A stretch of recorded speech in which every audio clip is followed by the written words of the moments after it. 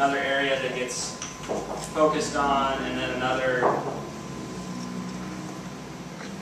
there. You guys remember that? The strategic clustering? So what I want to show you is kind of in practice how it's worked for us. So if you look at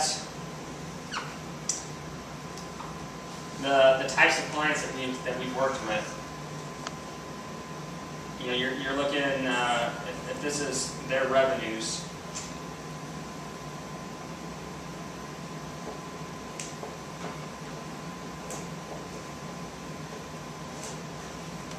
From the standpoint of businesses that are out there. So what we've kind of called these are the B&I businesses.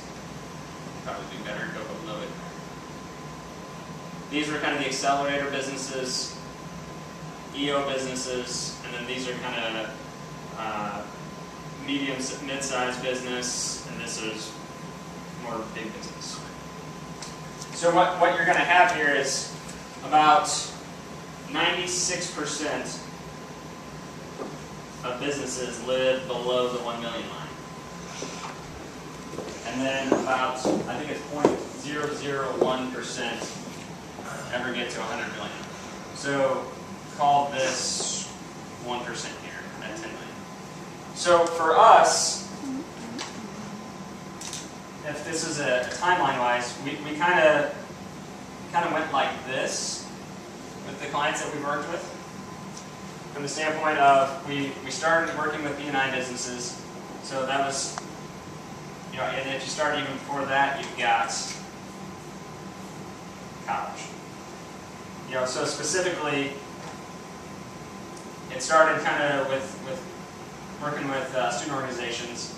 Then it got kind of pulled up into B&I businesses, and so this is where Brandon and I both kind of met in this space.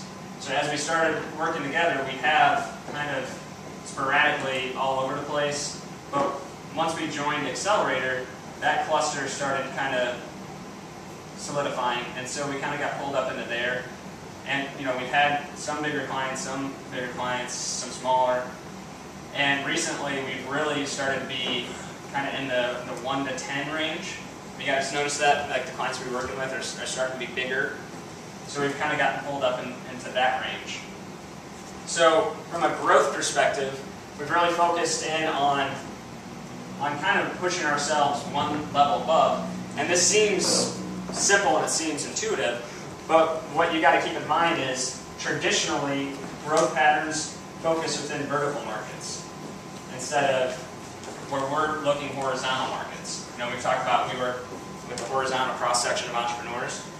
Typically, people focus on verticals, whether it be healthcare or finance or whatever. So this is actually kind of different the way that we're approaching this. But the reason why it works is because we did it in this perspective, that we got pulled into specific markets instead of just trying to market to everybody. Because then at that point, we could really focus in on our organizational time as far as we were involved in B&I. Here we were involved with Accelerator. Now we're involved with EO, which allowed us to really focus our time, energy, and effort kind of a mile deep and an inch wide. And that's why we were able to kind of pull up these cross sections.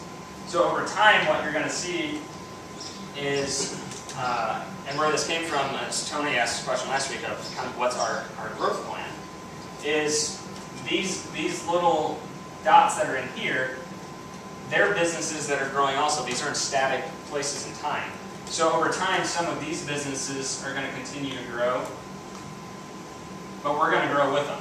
So some of these businesses may end up here, but the mentality of how their business is structured and how we work with them is going to still remain the same. So we'll be able to play up in this area. You also are going to have these businesses down here in the accelerator standpoint that are going to start moving up this way as well. So then they're going to start kind of being out in here.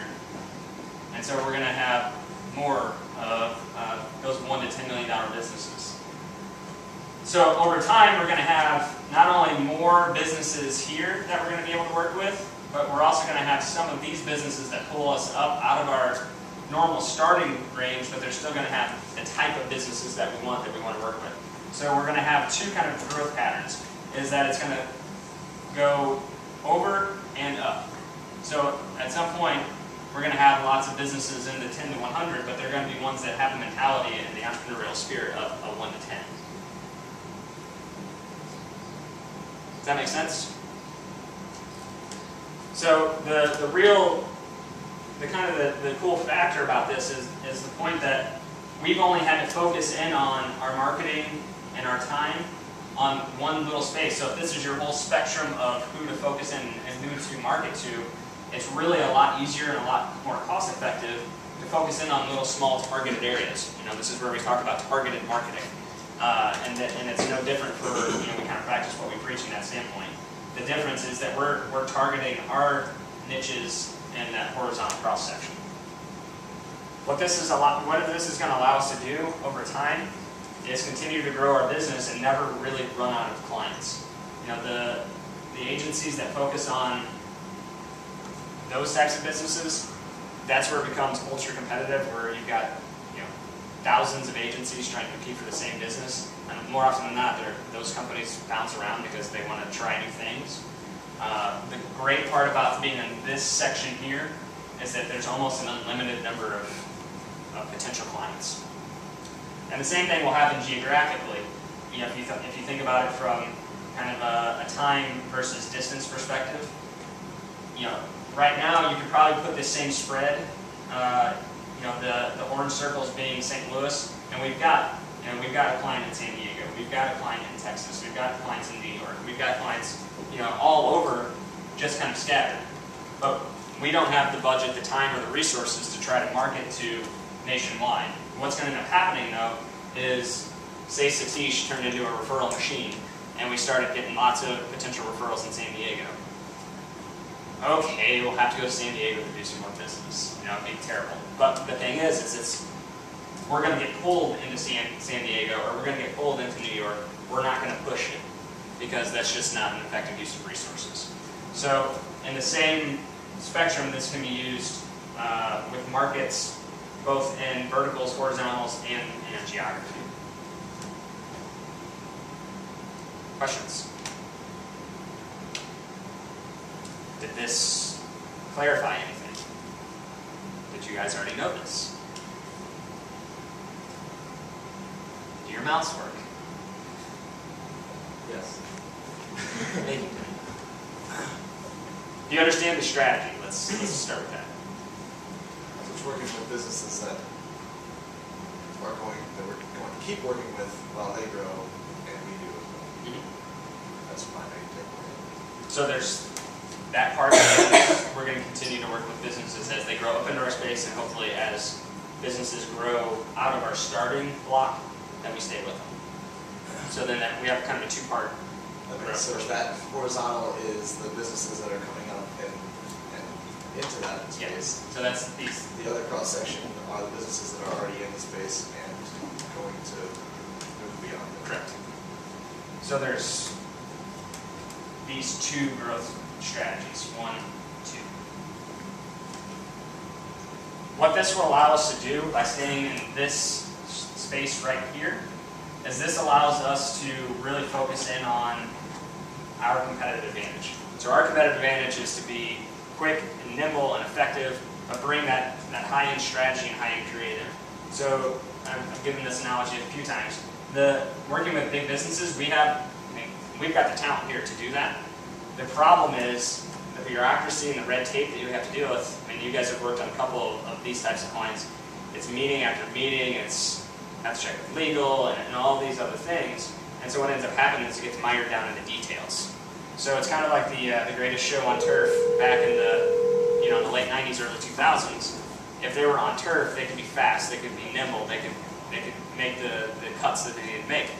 But when they were playing in the rain and the mud and the snow, their competitive advantage was reduced, and they weren't able to leverage their strength to take advantage of it. So for us, stereotypically, this echelon is very bureaucratic, and there's a lot of red tape, so it can't take advantage of our competitive advantage of being nimble and effective and fast paced, where these entrepreneurs still can take advantage of that. So that's why this growth strategy is for entrepreneurially run companies that just happen to grow to be larger but still have that mindset of